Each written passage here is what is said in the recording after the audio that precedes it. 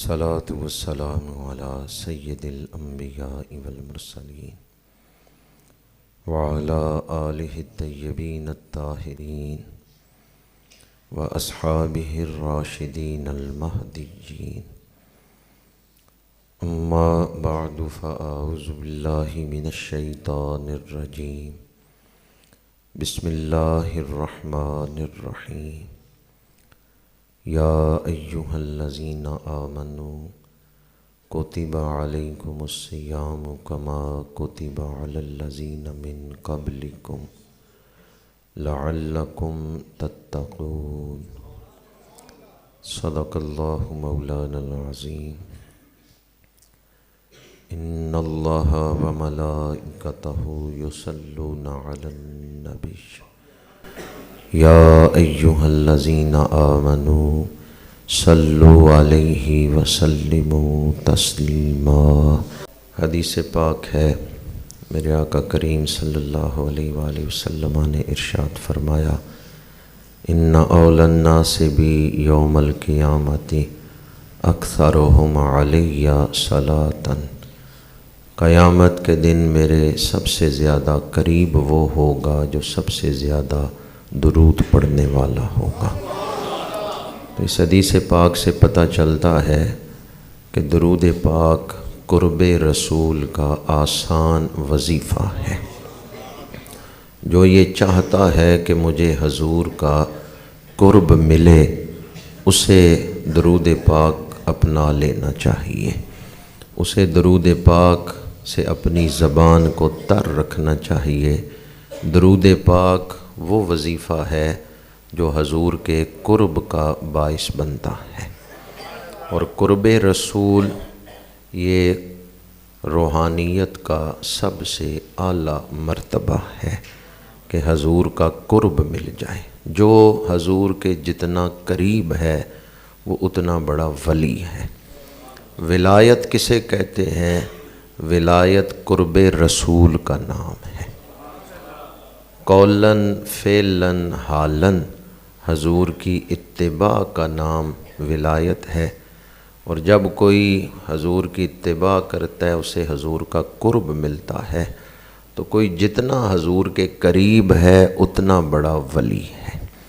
تو درود پاک غفلت سے نکال کے ولایت کے درجے تک پہنچا دیتا ہے۔ درود پاک دوری کو مٹا کے قرب رسول کا زینہ طے کروا دیتا ہے۔ اس لیے جمعۃ المبارک کا دن تو بطور خاص درود پاک پڑھنے کا دن ہے، اور آج شعبان کا آخری جمعہ ہے، اور آپ جانتے ہیں شعبان کو حضور نے فرمایا کہ یہ میرا مہینہ ہے۔ اور میں نے شروع میں عرض کیا تھا شعبان کے آغاز میں کہ یہ درود پڑھنے کا مہینہ ہے، کیونکہ اس مہینے میں آیت درود نازل ہوئی تھی، ان اللہ وملائکتہ یصلون علی النبی یا ایہا الذین آمنوا صلوا علیہ وسلموا تسلیما۔ یہ آیت اس مہینے میں نازل ہوئی، اس لیے ہمیں کثرت سے پڑھنا چاہیے، الصلاۃ والسلام علیک یا رسول اللہ وعلی آلک واصحابک یا حبیب اللہ، الصلاۃ والسلام علیک یا رسول اللہ وعلی آلک واصحابک یا حبیب اللہ۔ اللہ پاک کا شکر ہے جس نے بخششوں، دعاؤں کی قبولیت اور مغفرت کا اور رحمت کا یہ دن ہمیں نصیب فرمایا ہے۔ دعا ہے کہ خالق کائنات آج کے دن نازل ہونے والی رحمتیں ہم سب کو نصیب فرمائے۔ آج آپ احباب کی خدمت میں ماہ رمضان المبارک کے حوالے سے وہ خطبہ بیان کر رہا ہوں جو حضور نے شعبان کے آخری دن ارشاد فرمایا تھا۔ یہ حدیث پاک مختلف کتب احادیث میں موجود ہے۔ میرے آقا کریم صلی اللہ علیہ وآلہ وسلم نے 29 شعبان کو، آج بھی 29 شعبان ہے، حضرت سلمان فارسی کی جو روایت ہے اس میں ہے ان سلمان خطبنا رسول اللہ صلی اللہ علیہ وآلہ وسلم فی آخر یوم من شعبان فی آخر یوم من شعبان، حضور نے شعبان کے آخری دن ہمیں یہ خطبہ ارشاد فرمایا، اور آج بھی 29 شعبان ہے، اس لیے وہ خطبہ ہی آپ کے سامنے پڑھ رہا ہوں جو حضور نے استقبال رمضان کے موضوع پر ارشاد فرمایا۔ فرمایا یا ایھا الناس قد اظلکم شہر عظیم مبارک فیہ لیلۃ خیر من الف شہر جعل اللہ تعالی صیامہ فریضۃ وقیام لیلہ تطوعا۔ فرمایا ماہ رمضان المبارک تمہارے اوپر سایہ فگن ہے جو بڑی ہی عظمتوں والا مہینہ ہے۔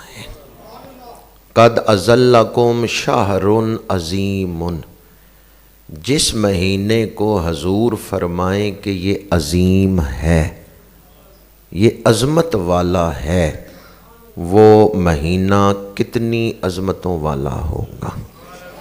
اللہ کے رسول نے فرمایا کہ یہ عظیم مہینہ ہے۔ باقی مہینوں میں کچھ تاریخیں شان والی ہیں، کسی مہینے میں 1 تاریخ شان والی ہے، کسی مہینے میں 2 تاریخیں شان والی ہیں، کسی مہینے میں 5 دن شان والے ہیں، کسی مہینے میں 10 دن شان والے ہیں، پر باقی 11 مہینوں میں کوئی مہینہ ایسا نہیں جو پہلی تاریخ سے آخری تاریخ تک پورا مہینہ ہی شان والا ہو۔ 12 مہینوں میں ماہ رمضان وہ ہے جو پورا مہینہ ہی شان والا ہے، جو پہلی تاریخ سے لے کے آخری تاریخ تک پورا مہینہ ہی عظمت والا ہے۔ باقی مہینوں میں تاریخیں ہیں عظمت والی، کسی کی 10 تاریخ شان والی ہے، کسی کی 12 تاریخ شان والی ہے، کسی مہینے میں 8 ذی الحج سے 13 ذی الحج تک 5 دن شان والے ہیں، لیکن ماہ رمضان وہ ہے پہلی تاریخ سے لے کے آخری تاریخ تک پورا مہینہ ہی شان والا ہے۔ فرمایا پہلا عشرہ رحمت ہے، دوسرا عشرہ مغفرت ہے، اور تیسرا عشرہ دوزخ سے آزادی ہے۔ تو اس سے پتہ چلا یہ پورا مہینہ ہی شان والا ہے۔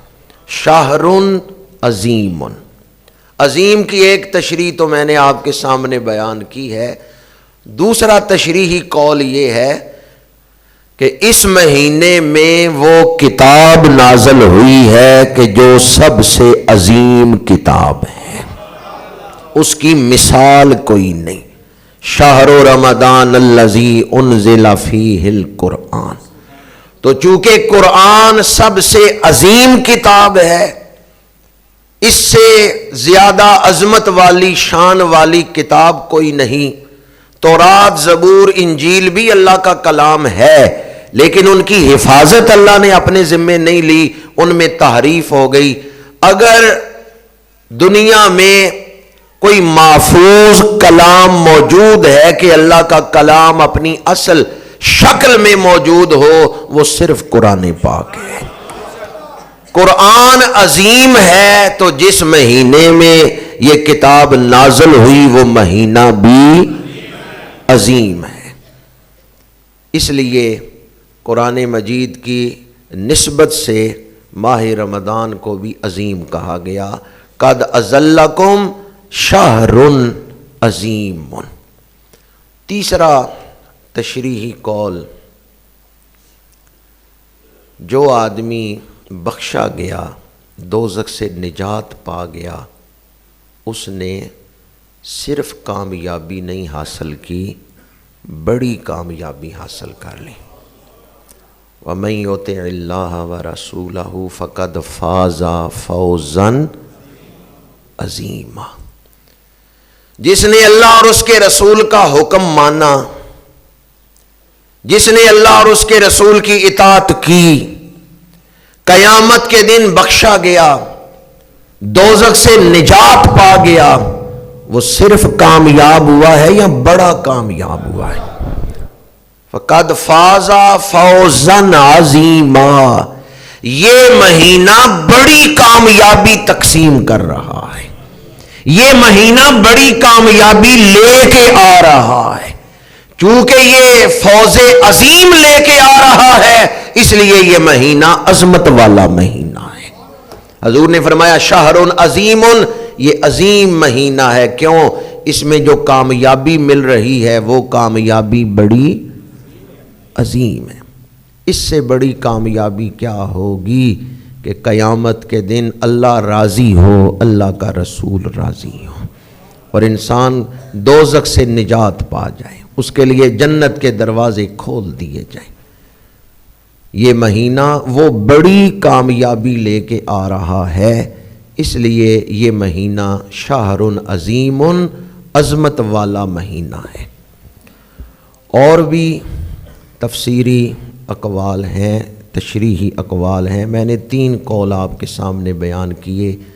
آگے میرے آقا کریم نے فرمایا شہر عظیم مبارک، یہ مہینہ مبارک مہینہ ہے، یہ برکتوں والا مہینہ ہے۔ اپنی پریشانیوں کا، الجھنوں کا تجزیہ کریں، کہیں آپ برکت سے محروم تو نہیں ہو گئے۔ وقت سے برکت اٹھا لی جائے تو وقت گزر جاتا ہے، مقصد حاصل نہیں ہوتا۔ رزق سے برکت اٹھا لی جائے تو رزق تو حاصل ہوتا ہے، ہاتھ میں رزق تو ہے، لیکن وہ رزق آخرت کمانے کا ذریعہ بھی نہیں بنتا، اور دنیا میں عزت و وقار بچانے کا ذریعہ بھی نہیں بنتا، اور دل کو سکون دینے کا باعث بھی نہیں بنتا۔ رزق ہے پر بے چینی ہے، رزق ہے پر افراتفری ہے۔ برکت آئے گی تو یہ بے چینی ختم ہو جائے گی، برکت آئے گی تو الجھنیں ختم ہو جائیں گی۔ ہمارے مسائل کا حل برکت میں موجود ہے۔ جب اللہ برکت عطا کرتا ہے، الجھے ہوئے کام سلجھ جاتے ہیں، ڈوبتی کشتیاں کنارے لگ جاتی ہیں۔ ماہ رمضان اپنے دامن میں برکتیں لے کے آ رہا ہے۔ اس سے پتہ چلتا ہے کہ یہ مہینہ صرف آخرت کی نعمتیں ہی نہیں لا رہا، بلکہ یہ مہینہ اپنے دامن میں دنیاوی نعمتیں بھی لا رہا ہے۔ ماہ رمضان المبارک کے دامن میں دنیا اور آخرت دونوں جہانوں کی کامیابیاں ہیں۔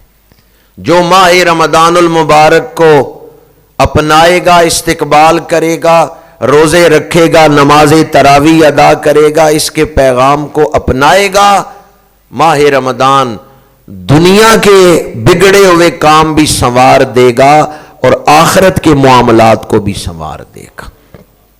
ہمیں برکت کی ضرورت ہے، اور ماہ رمضان برکت لے کے آ رہا ہے۔ شہر عظیم مبارک، آگے فرمایا فیہ لیلۃ خیر من الف شہر، اس مہینے میں ایک رات ایسی ہے جو 1000 مہینوں سے بہتر ہے۔ 1000 مہینوں میں جو رحمتیں نازل ہوتی ہیں وہ اس ایک رات میں نازل ہوتی ہیں۔ 1000 مہینوں میں جو سلامتیاں اترتی ہیں وہ اس ایک رات میں اترتی ہیں۔ تو اس لیے یہ نہ ٹائم لمٹ نہ دیکھنا کہ اس کے اتنے گھنٹے ہیں، یہ اتنے گھنٹوں کی رات ہے۔ اس ایک رات میں اللہ 1000 مہینوں سے زیادہ رحمتیں نازل فرماتا ہے۔ یا اس رات میں کی گئی عبادت پر وہ ثواب دیا جاتا ہے کہ اگر کوئی 1000 مہینے مسلسل عبادت کرتا رہے تو جو ثواب 1000 مہینے عبادت کر کے ملے گا وہ ثواب اس ایک رات کی عبادت پر مل جائے گا۔ تو جس مہینے میں ایک رات 1000 مہینے سے بہتر ہے وہ مہینہ عظیم ہے یا نہیں ہے؟ وہ کتنی عظمت والا مہینہ۔ آگے حضور نے فرمایا جعل اللہ تعالی صیامہ فریضہ، اللہ پاک نے اس کے روزے فرض کیے ہیں، اس مہینے کے روزے اہل ایمان پر فرض ہیں۔ اور جو خطبہ میں نے آیت پڑھی ہے اس میں اسی فرضیت کا ذکر ہے، یا ایھا الذین آمنوا کتب علیکم الصیام کما کتب علی الذین من قبلکم لعلکم تتقون، اے ایمان والو تم پر روزے فرض کیے گئے جس طرح تم سے پہلے لوگوں پر فرض کیے گئے۔ تو یہ کیوں فرمایا اے ایمان والو؟ کیونکہ ایمان عمل کروا لیتا ہے، ایمان ایک طاقت کا نام ہے، ایمان ایک حقیقت کا نام ہے، ایمان کاغذی پھولوں کا نام نہیں ہے، ایمان ایک حقیقت ہے۔ جس دل میں وہ حقیقت موجود ہو آگ کے انگاروں پہ لیٹ کر بھی وہ احد احد کا نغمہ سرمدی الاپ رہے ہیں۔ بلال حبشی تکلیفیں برداشت کر کے بھی کلمہ پڑھ رہے ہیں، تو کون سی طاقت ہے جس نے انہیں ثابت قدم رکھا ہے؟ ایمان کی طاقت۔ کون سی طاقت؟ ایمان کی طاقت۔ جس دل میں ایمان کی طاقت ہے وہ بندہ مسائب برداشت کر کے بھی حق کے ساتھ کھڑا رہتا ہے، یا اس کو مسائب نہیں لگتے۔ اب دیکھیں جس کا ایمان ہے کہ آج میں جو عمل کر رہا ہوں کل اس کا بدلہ ملے گا، تو کیا اس کے لیے روزہ رکھنا مشکل ہوگا؟ جب بدلے پر یقین ہے کہ دنیا دارالعمل ہے، آخرت دارالجزا ہے، دنیا میں عمل کیا جائے گا، آخرت میں جزا ملے گی۔ جب بدلے پر یقین ہے، جو لفظ بول رہا ہوں ان کا بھی بدلہ، جو کام کر رہا ہوں ان کا بھی بدلہ، جو نگاہ اٹھا رہا ہوں اس کا بھی بدلہ، جب انسان کا یقین ہو تو پھر اس کی پوری شخصیت نیکیوں کے سانچے میں ڈھل جائے گی۔ تو یا ایھا الذین آمنو کا مطلب یہی ہے، اے اللہ پر ایمان رکھنے والو، اے اللہ کے رسول پر ایمان رکھنے والو، اے قرآن اور آخرت کو ماننے والو، تمہارے اوپر روزے فرض کیے گئے ہیں۔ یا ایھا الذین آمنوا کتب علیکم الصیام کما کتب علی الذین من قبلکم۔ روزے پہلی امتوں پر بھی فرض تھے، حضرت آدم سے حضرت عیسیٰ تک تمام شرائع کے اندر، شریعتوں میں روزوں کا حکم رہا ہے، انہیں روزوں کا اجر و ثواب بھی ملتا رہا ہے، پر جو روزے کا ثواب اس امت کو دیا جائے گا وہ پہلی امتوں کے لیے نہیں ہے۔ کوئی یہ نہ سمجھے کما کتب علی الذین من قبلکم کہ ان پر روزے فرض تھے، ہمارے اوپر بھی روزے فرض ہیں، تو جو ثواب انہیں ملتا تھا وہی ثواب ہمیں ملے گا، نہیں۔ ثواب میں فرق ہے، فرضیت میں تو مماثلت ہے کہ روزے ان پر بھی فرض تھے ہمارے اوپر بھی، پر فرضیت کی جو کیفیت ہے نا کہ کتنے روزے فرض تھے، ٹائم کیا تھا، اس میں بھی فرق ہے، شریعتوں کے احکامات میں فرق ہے، اور جو ثواب ہے اجر ہے اس میں بھی فرق ہے۔ پہلی امتوں کے روزے داروں کے لیے یہ فضیلت نہیں تھی کہ تمہارے منہ کی بدبو اللہ کے نزدیک کستوری سے زیادہ خوشبودار ہے، یہ فضیلت اس امت کے لیے ہے۔ وَلَا خَلُوفُ فَمِ الصَّائِمِ أَطْيَبُ عِندَ اللَّهِ مِن رِّيحِ الْمِسْكِ، یہ جو فضیلت ہے کہ روزے دار کے منہ کی بدبو، وہ جو روزے کی وجہ سے ہے، معدہ جب خالی ہوتا ہے تو معدے سے جو بدبو اٹھتی ہے، دانت صاف نہ کرنے کی وجہ سے وہ بدبو نہیں ہوتی، بندہ بے شک مسواک کر بھی لے، پھر بھی وہ جو میدے سے، جوفے میدا سے، میدا خالی ہونے کی وجہ سے بدبو اٹھتی ہے نا، آج کل تو خیر نہیں اٹھتی کیونکہ اتنا لمبا بھی روزہ نہیں ہے، اور ویسے بھی اتنا کچھ ہم کھا لیتے ہیں کہ وہ میدا خالی ہوتا ہی نہیں ہے شام تک۔ جب لمبا روزہ ہوتا تھا یا تھوڑی ساری ہوتی تھی تو میدا جب خالی ہو جاتا تھا پھر اس سے ایک مہک اٹھتی تھی جو منہ سے آتی تھی جوفے میدا سے، اس کا ذکر ہے والا خلوف و فم الصائم اطیب عند اللہ من ریح المسک۔ یہ فضیلت بھی اس امت کے لیے ہے۔ تو اور کتنے فضائل ہیں جو اس امت کو حاصل ہیں۔ روزے کی فضیلت میں، اجر میں، ثواب میں فرق ہے۔ پہلی امتوں کو بھی ثواب ملے گا، پر جو ثواب اس امت کے لیے ہے وہ پہلی امتوں کے لیے نہیں ہے۔ المستطرف میں روزے کی فضیلت میں جو باب ہے، المستطرف حدیث پاک کی ایک کتاب ہے، اس میں یہ ذکر ہے کہ جتنا زمین کا حجم ہے، اگر اتنا سونا کسی ایک شخص کو دے دیا جائے اس کا دل کتنا خوش ہوگا۔ بہت خوش ہوگا کہ اگر زمین کے حجم جتنا سونا، کتنے کلو ہوگا، کتنے من یا ٹن ہوگا، اگر اتنا سونا کسی ایک شخص کو دے دیا جائے تو وہ بڑا خوش ہوگا۔ حدیث پاک ہے قیامت کے دن جب روزے دار کو روزے کا ثواب ملے گا تو وہ اس سے بھی زیادہ خوش ہوگا جیسے ساری زمین سونا بنا کے اسے دے دی گئی۔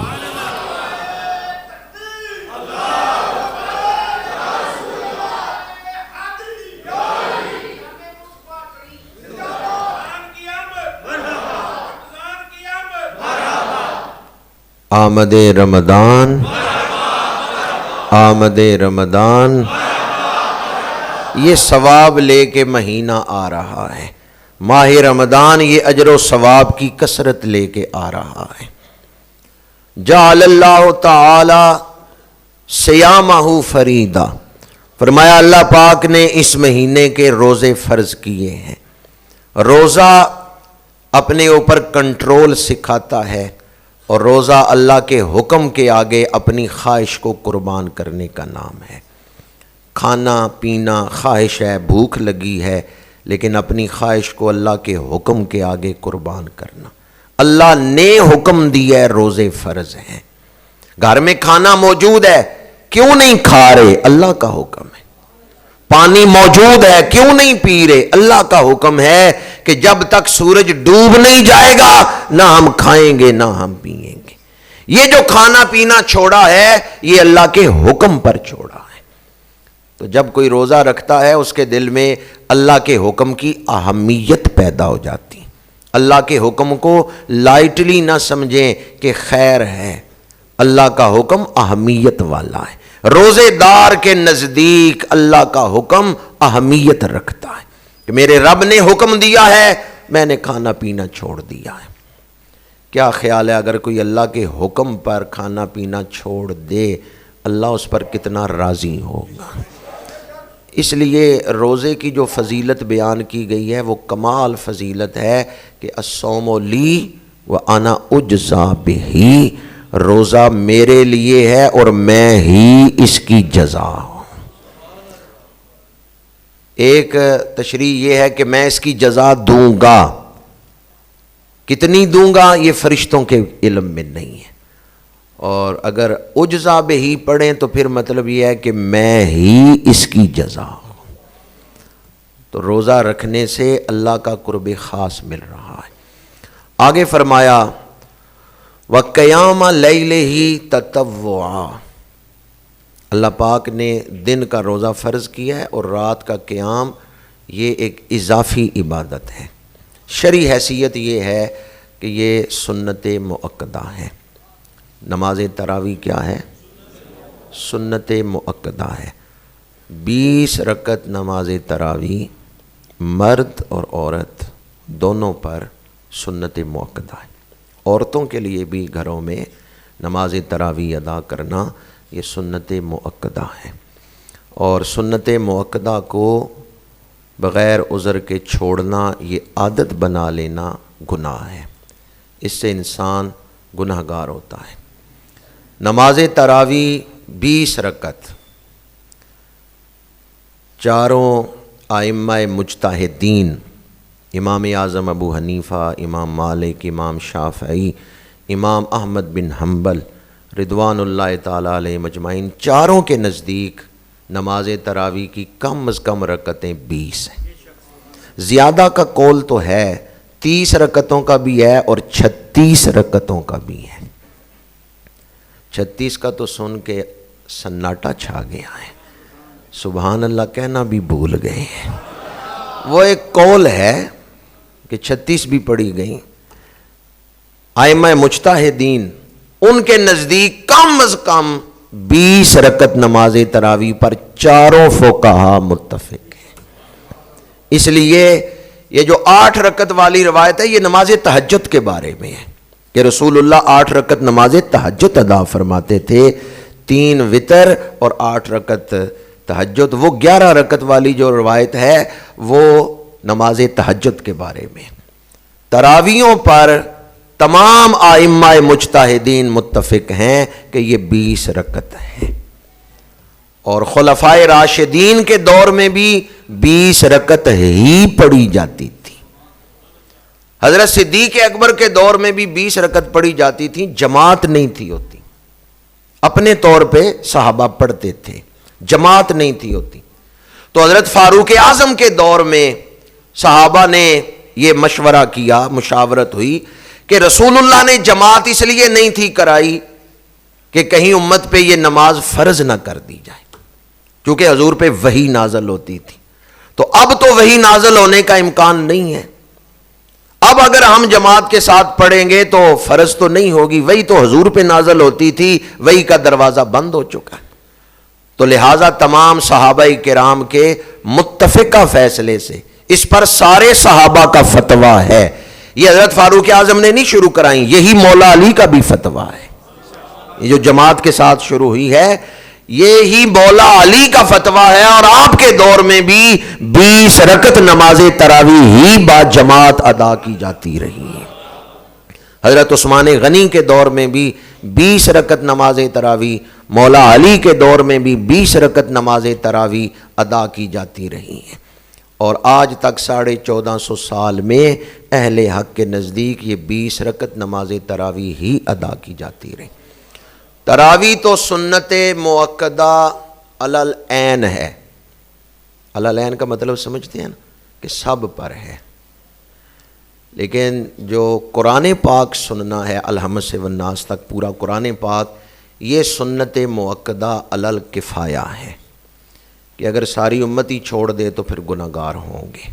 نماز تراویح میں پورا قرآن پاک سننا سنانا یہ سنت مؤکدہ علی الکفایہ ہے۔ ہم سارے نماز تراویح میں پورا قرآن پڑھ نہیں سکتے، وہ صرف حافظ ہی پڑھ سکتے ہیں، لیکن اگر آپ چاہتے ہیں نامہ اعمال میں لکھا جائے اس نے پورا قرآن نماز میں پڑھا ہے تو پھر امام کے پیچھے کھڑے ہو کے پورا سنیں، چونکہ حدیث پاک ہے قراءۃ الامام لہو قراءۃ، امام کی قراءت ہی مقتدی کی قراءت ہے۔ یہ ابھی نماز جمعہ ہوگی، امام قراءت کریں گے، ہم کیا پیچھے خاموش کھڑے رہیں گے نا، ہم قراءت تو نہیں کریں گے، لیکن امام کی قراءت کیا ہے؟ مقتدی کی قراءت ہے۔ اسی طرح نماز تراویح میں صرف حافظ ہی پورا پڑھ سکتے ہیں، جو غیر حافظ ہیں وہ نہیں پڑھ سکتے، پر اگر پیچھے سن لیں گے تو نامہ اعمال میں لکھا جائے گا اس نے نماز میں پورا قرآن کھڑے ہو کے پڑھا ہے۔ کتنا بڑا موقع ہے ہمارے لیے نماز میں پورا قرآن نامہ اعمال میں لکھوانے کا۔ قرآن پاک کی اعلیٰ تلاوت جو ہے وہ ہے جو نماز میں کی جائے، ویسے جب بھی تلاوت کریں اجر و ثواب ہے، لیکن ثواب کی سب سے زیادہ کیفیت، بلند کیفیت وہ ہے جب نماز کے اندر قرآن پاک پڑھا جائے۔ تو ارادہ کرتے ہیں انشاءاللہ قرآن پاک سنیں گے۔ جمع الجوامع کے اندر حدیث پاک ہے کہ جس نے اللہ کی رضا کے لیے قرآن پاک سنا اسے جبل صبیر جتنا مال صدقہ کرنے کا ثواب عطا کیا جائے گا۔ یہ ایک بڑا پہاڑ تھا، مال اکٹھا کیا جائے، پہاڑ جتنا ڈھیر بن جائے، وہ سارا ڈھیر صدقہ کر دیں تو کتنا ثواب ملے گا۔ اگر کوئی چاہتا ہے کہ جبل صبیر جتنا، اس بڑے پہاڑ جتنا مال و دولت صدقہ کرنے کا ثواب ملے تو حدیث پاک ہے وہ اللہ کی رضا کے لیے قرآن کی سماعت کرے۔ جو قرآن کی تلاوت سنتا ہے اللہ اسے مال صدقہ کرنے کا ثواب عطا فرما دیتا ہے۔ اور کنز العمال میں حدیث پاک ہے، یہ حدیث پاک نماز کے لیے خاص نہیں، عام ہے۔ جو اللہ کی رضا کے لیے قرآن سنائے، کہیں تلاوت کر رہے اور لوگ سن رہے ہیں، جو سنا رہا ہے اللہ اس کی آخرت کی تکلیفیں دور کر دے گا، اور جو اللہ کی رضا کے لیے قرآن سنتا ہے اللہ اس کی دنیاوی مشکلیں آسان فرما دے گا۔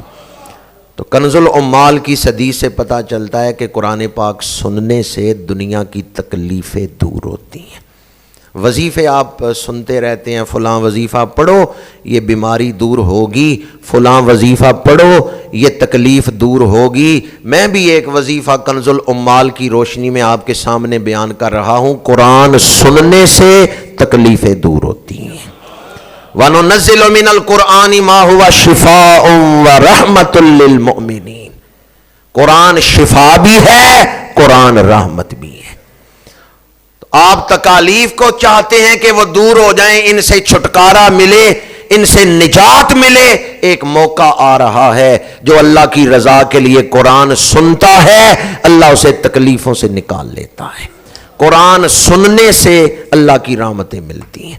تو ہم ارادہ کرتے ہیں انشاءاللہ قرآن پاک نماز تراویح میں کھڑے ہو کے سنیں گے، ڈر ڈر کے انشاءاللہ کہہ رہے ہیں۔ آپ نے سنانا نہیں، صرف کھڑے ہی ہونا ہے، وہ یاد کرنا، وہ سنانا، وہ تکلیف تو امام صاحب نے کرنی ہے، وہ تو قاری صاحب نے کرنی ہے، وہ مشقت، وہ مجاہدہ تو امام صاحب نے کرنا ہے جو پڑھائیں گے، آپ نے تو صرف چپ کر کے کھڑے ہونا ہے۔ تو کیا خیال ہے یہ امام کے پیچھے خاموشی سے کھڑا ہونا بھی مشکل ہے۔ اگر افطاری کرنے کے بعد طبیعت میں کوئی سستی ہو، کاہلی ہو تو یہ دو لفظ بطور وظیفہ پڑھ لیں، انشاءاللہ طبیعت میں شوق پیدا ہو جائے گا۔ وَلِرَبِّكَ فَاصْبِرْ، وَلِرَبِّكَ فَاصْبِرْ۔ جب بھی عمل کرنے کے اعتبار سے طبیعت میں سستی آئے تو یہ دو لفظ پڑھ لیں، وَلِرَبِّكَ فَاصْبِرْ۔ اللہ فرماتا ہے اپنے رب کے لیے برداشت کرو، میرے لیے برداشت کرو۔ رب فرما رہا ہے میرے لیے صبر کرو۔ اللہ کے لیے کچھ کر سکتے ہیں؟ اس رب نے آپ کے لیے کیا کچھ کیا؟ نعمتیں گننا چاہیں گن نہیں سکتے، اتنی نعمتیں رب نے عطا کی ہیں، تو ہم شکرانہ نہیں کر سکتے۔ وَلِرَبِّكَ فَاصْبِرْ، اللہ فرما رہا ہے اپنے رب کے لیے برداشت کرو۔ افطاری کی ہے، طبیعت میں بوجھل پن ہے، دل نہیں کر رہا اٹھ کے تراویحاں پڑھوں، پر میں اٹھوں گا، میں مسجد جاؤں گا، میں نماز عشاء اور تراویح پڑھوں گا۔ کیوں؟ میرے نزدیک رب اہمیت رکھتا ہے، میں رب کے حکم کو پسے پشت نہیں ڈال سکتا، میں رب کے حکم کی اہمیت جانتا ہوں۔ تو آج ہم ارادہ کرتے ہیں اپنا دل تو توڑیں گے، رب کا حکم نہیں توڑیں گے۔ کہتے ہیں نا دل نہیں کر رہا، تو توڑنا پھر کیا ہے؟ اپنا دل یا رب کا حکم؟ قیمتی کیا ہے؟ رب کا حکم قیمتی ہے یا اپنا دل قیمتی ہے؟ جو رب کے حکم کے سامنے اپنا دل توڑے گا پھر رب اس کا دل جوڑے گا۔ اور جب رب دل جوڑتا ہے نا، تو بچا بچا کے نہ رکھ اسے، تیرا آئینہ ہے وہ آئینہ جو شکستہ ہو تو عزیز تر ہے نگاہ آئینہ ساز میں۔ میں اپنا دل توڑوں گا، رب کا حکم نہیں توڑوں گا۔ جعل اللہ تعالی صیامہ فریدۃ وقیام لیلہ تطوعا، فرمایا اللہ پاک نے اس کے روزے فرض کیے ہیں اور اس کی راتوں میں قیام کو اللہ پاک نے ایک اضافی عبادت بنایا ہے۔ گفتگو کو سمیٹ رہا ہوں، جہاں میں نے فضائل بیان کیے وہیں وعید بھی بیان کرنا چاہتا ہوں۔ اگر کوئی سستی کا شکار ہو، آپ تو نیک لوگ ہیں، مساجد میں آتے ہیں، روزے رکھیں گے، تراویحاں پڑھیں گے، یہ آپ نے ارادہ بھی تازہ کیا ہے، لیکن اگر معاشرے میں دیکھیں یا گھر میں دیکھیں بغیر عذر شرعی کوئی روزہ نہیں رکھ رہا تو اسے کہیں ڈر جاؤ، اللہ کی حدیں نہ توڑو۔ یہ اللہ کی حدیں ہیں، اللہ کی حدیں نہ توڑو۔ اگر پاکستان کا کوئی بندہ انڈیا کا بارڈر کراس کرنے دیں گے؟ اور اگر کرے تو گولی کا حکم ہے، گولی ماریں گے۔ اور اگر کوئی بھارتی پاکستانی حد توڑے، اجازت ہے؟ اگر وہ بارڈر کراس کرے گا تو ہماری آرمی جو ادھر ڈیوٹی پہ ہے وہ اس کو گولی ماریں گے۔ حد توڑنا معمولی بات، ان ملکوں کی حدیں توڑنے پر یہ سزا ہے، تو جو اللہ کی حد توڑے، اللہ نے روکا یہاں رک جانا، یہ کام نہ کرنا، اس حد سے آگے نہ بڑھنا، تو جو اللہ کی حدیں توڑے وہ کس عذاب کا مستحق ہوگا، وہ اللہ تعالیٰ کی طرف سے کس غضب کا مستحق ہوگا۔ اور اللہ تعالیٰ نے یہ جو حدیں قائم کی ہیں یہ ہمارے لیے، تاکہ اس نے ہمیں انسان بنایا ہے تو ہم انسان بن کے زندگی گزاریں۔ اگر ہم اللہ کی حدوں کو توڑیں گے تو انسانیت سے شیطانیت میں داخل ہو جائیں گے، پھر شکل انسانوں والی ہوگی، اندر انسان نہیں ہوگا۔ یہ جو اللہ نے حدیں قائم کی ہیں، شریعت کی حدیں، یہ ہماری انسانیت کو سنوارنے کے لیے اور ہمیں شیطانیت سے بچانے کے لیے۔ اگر کوئی اللہ کی قائم کی ہوئی حدوں میں رہتا ہے وہ فرشتوں سے افضل و اعلیٰ بن جاتا ہے، اور اگر کوئی اللہ کی قائم کردہ حدوں کو توڑتا ہے وہ انسانیت سے شیطانیت میں داخل ہو جاتا ہے، پھر دکھنے میں انسان نظر آتا ہے پر اندر سے وہ شیطان ہوتا ہے۔ حدیث پاک ہے، میرے آقا کریم نے فرمایا کہ میں نے دیکھا کچھ لوگ دوزخ میں الٹے لٹکائے گئے ہیں، ان کے پیروں کی جو کونچے ہیں ان سے انہیں باندھ کے الٹا لٹکایا گیا ہے، اور ان کی باچھیں پھٹی ہوئی ہیں، ان سے خون بہہ رہا ہے۔ یا رسول اللہ یہ کون لوگ تھے؟ فرمایا یہ وہ لوگ ہیں جو رمضان کے دنوں میں کھاتے پیتے تھے، روزہ فرض تھا اور انہوں نے روزہ نہیں رکھا، یا روزہ رکھ کے پھر اس کو توڑ دیا۔ یہ وہ لوگ تھے جو رمضان کے دنوں میں کھاتے پیتے۔ ایک حدیث مبارکہ میں ہے من ادرک رمضان بودن لمن ادرک رمضان ولم یغفر لہ فیہ، وہ آدمی بڑا بدبخت ہے، وہ آدمی بدبخت ہو گیا جس کی زندگی میں ماہ رمضان آیا اور وہ بخشا نہیں گیا۔ اسی حدیث پاک میں آگے حضور نے فرمایا فمتا، جو رمضان میں نہیں بخشا گیا وہ کب بخشا جائے گا؟ وہ کب بخشا جائے گا جو رمضان میں نہیں بخشا گیا؟ جو درخت بہار میں بھی ہرا نہ ہو، مالی اسے باغ سے اکھیڑ کے باہر پھینک دیتا ہے، کہتا ہے اس کی جڑوں میں نمکیات جذب کرنے کی طاقت نہیں رہ گئی، اس کی جڑیں مردہ ہو گئی ہیں، اب یہ درخت بہار میں بھی ہرا نہیں ہوا، یہ باغ میں رہنے کے قابل نہیں۔ جو مومن رمضان کا حیا نہ کرے، سمجھیں اس کے دل پہ غفلت کی مہر لگ گئی، بدبختی کی مہر لگ گئی ہے اس کے دل پہ، جس کے دل میں ماہ رمضان کا احترام نہیں ہے۔ آج ہم ارادہ کرتے ہیں خود بھی احترام کریں گے اور اپنے معاشرے میں بھی ماہ رمضان کی بے توقیری نہیں ہونے دیں گے، ماہ رمضان کا احترام قائم رکھنے میں اپنا کردار ادا کریں گے۔ اللہ تعالیٰ عمل کی توفیق عطا فرمائے۔ ماہ رمضان المبارک کے حوالے سے بہت سارے فضائل ہیں، اور انشاءاللہ ماہ رمضان کے اندر وہ احکامات جو ماہ رمضان سے متعلق ہیں وہ آپ کے سامنے بیان کروں گا۔ آج ایک اہم اعلان آپ کی خدمت میں کرنا چاہتا ہوں۔ بہت سارے احباب، یہ جو حدیث میں آپ کو سنا رہا تھا اسی میں آگے ہے کہ جس نے ماہ رمضان میں من تقرب فیہ، جس نے اس مہینے میں اللہ کے قرب کے لیے کوئی خیر کا کام کیا، کمن ادا فریدتن فی ما سواہ ومن ادا فیہ فریدتن کانا کمن ادا 70 فریدتن فی ما سواہ۔ جس نے ماہ رمضان میں نفل پڑھے وہ اس طرح ہے جیسے اس نے فرض ادا کیا، اور جس نے کوئی فرض ادا کیا اسے 70 گنا ثواب عطا کیا جائے گا۔ تو بہت سارے احباب رمضان شریف میں زکوٰۃ دیتے ہیں کہ ثواب بڑھ جاتا ہے، اور یہ ایک اچھی نیت ہے کہ رمضان شریف میں اپنی زکوٰۃ دے دی جائے، صدقہ و خیرات دیا جائے، تاکہ ثواب کئی گنا بڑھ جاتا ہے۔ جامعہ صفۃ المدینہ میں مقامی طلباء بھی ہیں لیکن مسافر طلباء بھی ہیں جو ہمارے پاس ہی یہاں رہتے ہیں، اور آپ احباب جانتے ہیں کہ اس دور میں ہوش ربا مہنگائی، تو میں آپ کی خدمت میں یہ گزارش کروں گا، حکومتی سطح پر تو ان اداروں کی کوئی سرپرستی نہیں ہے، یہ اللہ تعالیٰ کے خصوصی فضل و کرم سے ہی، حضور کی نگاہ رحمت سے ہی چل رہے ہیں۔ تو ہمارا یہ فرض بنتا ہے کہ ہم ان دینی مدارس کو، جو کہ ہماری دینی ضرورت ہیں، جو مدارس ہمیں معاشرے میں ایسے افراد تیار کر کے دیتے ہیں جن سے مساجد آباد ہیں، جن سے معاشرے میں علم الاخلاق کی ترویج ہوتی ہے، ہمیں مستقبل میں اسلام کی ضرورت ہے، تو ہمیں دینی مدارس کی ضرورت ہے۔